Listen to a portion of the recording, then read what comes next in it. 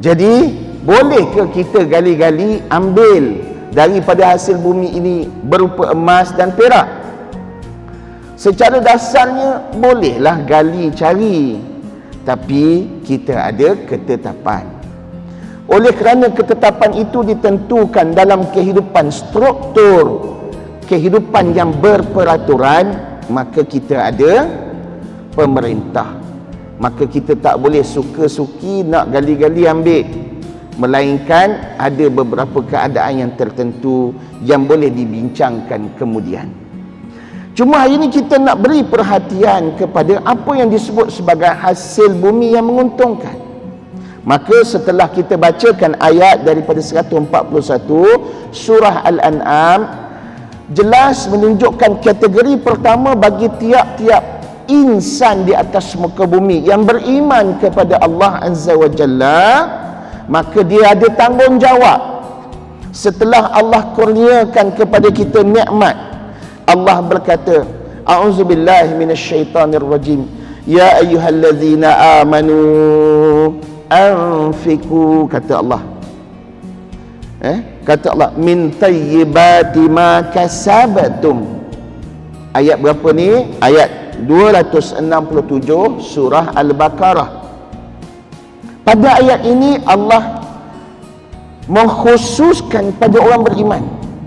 Ya ayyuhallazina amanu. Kenapa Allah khususkan pada orang beriman? Sebab Allah nakkan kita laksanakan suatu perbuatan. Anfiqu min tayyibat. Anfiqu, apa maksud anfiqu?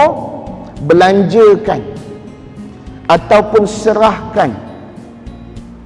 Ibu-ibu, tuan-tuan yang dikasihi Allah Azza wa Jalla, kita cari rezeki, menanam, cangkul tanah, gembur tanah, cari biji benih, tanam biji benih masuk dalam tanah. Kita siram, kita jaga, letak baja, lepas tu tumbuh, kita jaga lagi, tumbuh lagi, keluar hasil. Bila keluar hasil, kalau pokok mangga tu keluar buah mangga cantik-cantik, montok-montok, kita balut kan. Siapa ada pokok mangga kat rumah? Mak ada pokok mangga rumah mak? Ada? Tak ada? Mak ada di rumah? Baru nak tanam. Kalau yang ada mengikut pengalaman, katanya dekat-dekat 2 tahun tu Ustaz, dekat 2 tahun pokok mangga ya, ayam dia 2 tahun ya, keluar je buah berbalut. Ayam dia mah berbalut kan buah, kita balut. Datang pula kuliah duha pagi ni, lama pula ustaz mengajar, balik tengok pokok togel. Allahu Akbar. Bukan pokok je togel, dengan balut-balut orang ambil. Apa perasaan? Apa perasaan? Nak marah kan? 2 tahun tunggu. Subhanallah. Jika perasaan orang ambil pun kita dah nak marah perasaan. Begitulah Allah Ta'ala serukan kepada kita dalam ayat ini dengan memulakan ya ayyuhallazina aman. Sebab apa? Sebab Allah Ta'ala nak tarik perhatian kita. Setelah kita berusaha, kena ingat bahawa apa yang diusaha tu yang memberinya adalah Allah Azza wa Jalla. Yang menguji kita Allah Azza wa Jalla. Yang memberi nikmat kepada kita Allah Azza wa Jalla.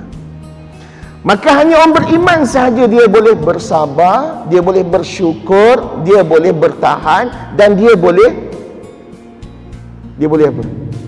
Dia boleh melaksanakan perintah Tuhannya. Sebab tu bila Allah sebut ya ayyuhallazina amanu, hanya orang beriman saja. Sebab itu diseru kepada kita pada ayat 285 surah Al-Baqarah, iaitu amanar rasulu bima unzila ilaihi min rabbih wal mu'minun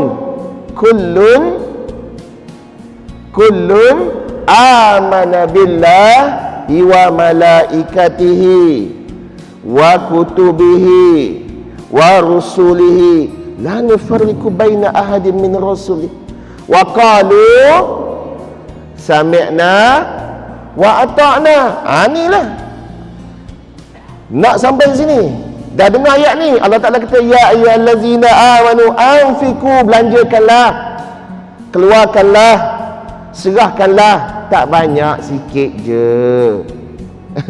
Min tayyibat, daripada hasil yang baik, sumber yang baik. Baik tu daripada Allah. Setelah kita percaya, setelah kita yakin, setelah kita tidak ragu kepada Allah Azza wa Jalla, setelah kita tidak mensyirikkan Allah.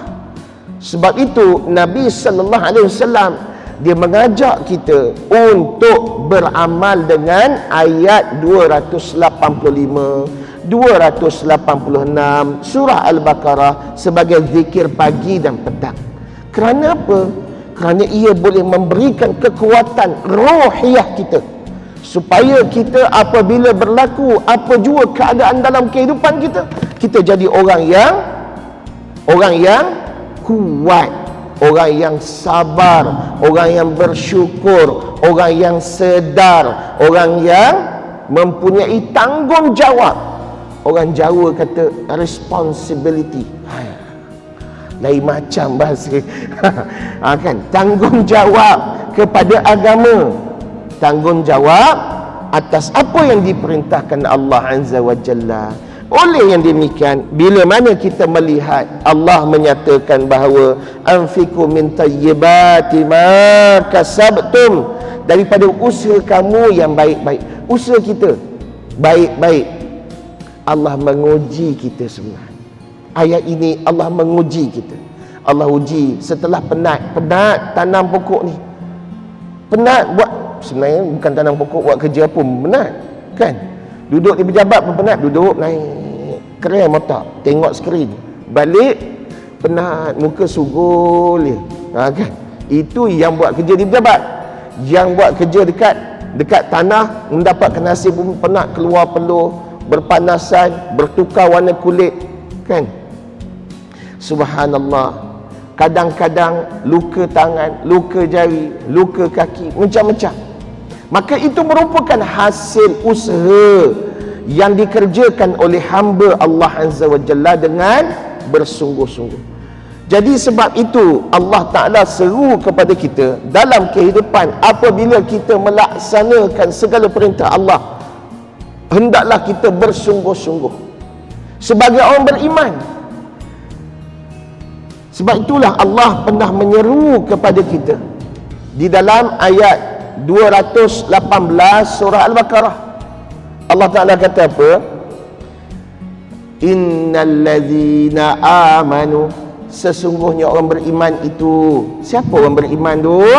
Walladzina hajaru, orang beriman itu adalah mereka yang berhijrah, hajaru, wajahadu, dan yang bersungguh-sungguh fi sabilillah, di atas jalan Allah. Orang yang bersungguh-sungguh di atas jalan Allah. Jadi apa yang dimaksud yang bersungguh-sungguh atas jalan Allah? Inilah bila Allah Ta'ala perintah, setelah kita berusaha dan mengusahakan sesuatu, kita kena keluarkan bahagian yang Allah Ta'ala uji kita sebagai hamba yang bersyukur. Maka hasil bumi itu dia memberikan kepada kita dua keuntungan. Walaupun penat, tapi dua keuntungan. Apa dia? Keuntungan yang pertama, kita melihatnya rasa takjub. Kita usaha tanam tanaman keluar, kita tengok puas je. Kita tengok puas, rasa takjub, rasa seronok, rasa gembira. Siapa ada kebun dekat rumah? Mak ada kebun, mak, kat rumah? Ada kebun. Bila keluar hasil nampak puas, tenang, betul mak? Subhanallah. Itulah sebab Allah umpamakan di dalam Al-Quran syurga itu dengan kalimah jannah. Jannah ni maksudnya kebun. Waktu bila disebut orang yang beriman apabila bangkit daripada kubur, yang mana orang yang bersabar di atas muka bumi, bila dia mati bangkit pada kubur pada hari pembalasan kelak, Allah bagi cahaya, lalu malaikat diperintah untuk memanggilnya masuk ke dalam jannah. Salamun alaikum udkhulul fil jannah bisabartum. Salam sejahtera bagi orang yang beriman itu, masuklah kalian ke dalam jannah dengan sebab sabar. Jadi orang kita ni bila belajar ayat Quran, dengar ayat motivasi masuk ke syurga, tiba-tiba yang belajar bahasa Arab dia kata, jannah ni kebun dunia, aku di kebun takkan masuk kebun kot. Bukan maksudnya kebun. Jannah yang dimaksudkan Allah itu apabila kita masuk di dalamnya, kita melihatnya dalam keadaan puas, lega, tenang, selamat, puas. Kita tengok hasil usaha kita. Begitulah bila kita usahakan satu tanaman itu mengeluarkan hasil yang memberikan keuntungan itu apa? Iaitu kita rasa puas kerana kita kerjakan dengan cara yang halal, kita kerjakan dengan cara yang baik. Maka bila kita melihat hasil itu puas, sebab kita tak ambil yang orang punya, kita tak khianat orang punya, kita usahakan dengan tangan kita sendiri, hasil kita sendiri, maka kita lihat tanaman itu mengeluarkan hasil untuk kita nikmati. Maka nikmat yang menguntungkan itu yang pertama adalah kita melihatnya dengan puas, kita dapat merasai nikmat rezeki itu untuk kesihatan dan keperluan fitrah kehidupan kita.